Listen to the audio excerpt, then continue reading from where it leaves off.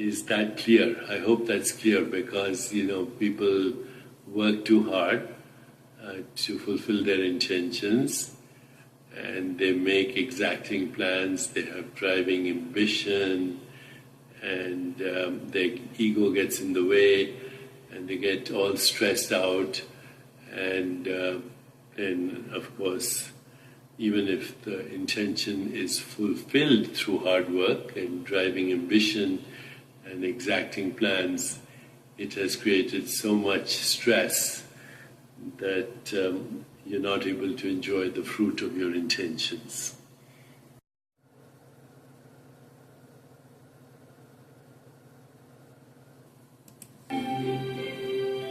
TRAPPIST 1F is likely the best positioned for life. The red sun in its sky would look larger than ours does to us, but less than 1/100th as bright. It could be warm there, though. Like tussling siblings, 7 worlds so near to one another probably jostle one another's orbits. They try to keep in resonance. Their orbital periods pulled into whole number relationships. But those gravitational tugs could power up tides, keeping these worlds warm.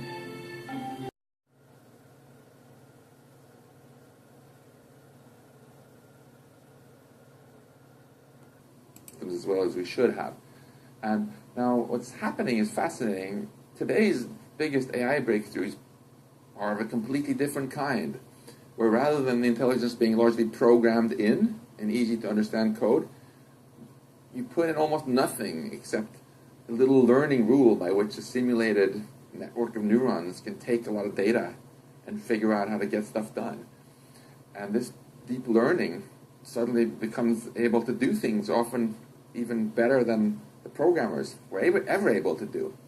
You can train a machine to play computer games with almost no hard-coded stuff at all. You don't tell it what a game is,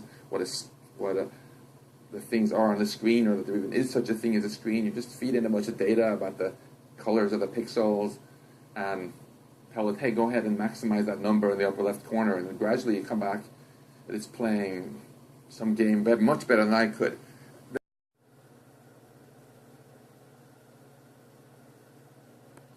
But I wonder if people have really thought it through.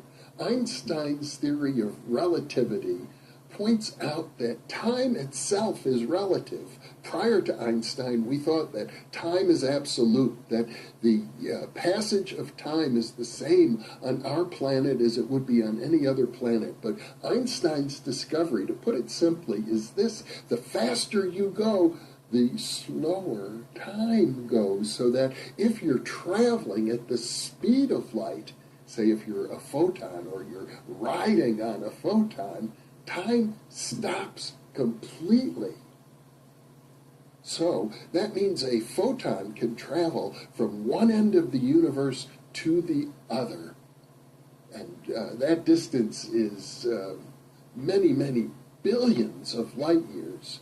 So if we were on Earth watching the passage of a photon across the universe, it would take many, many billions of years according to our clocks. But the person riding on that photon would experience no passage of time at all. And if a human being were in a spaceship traveling at the speed of light, if that were possible, that person wouldn't age. Billions of years could pass by on Earth, but not for that time traveler, that space traveler.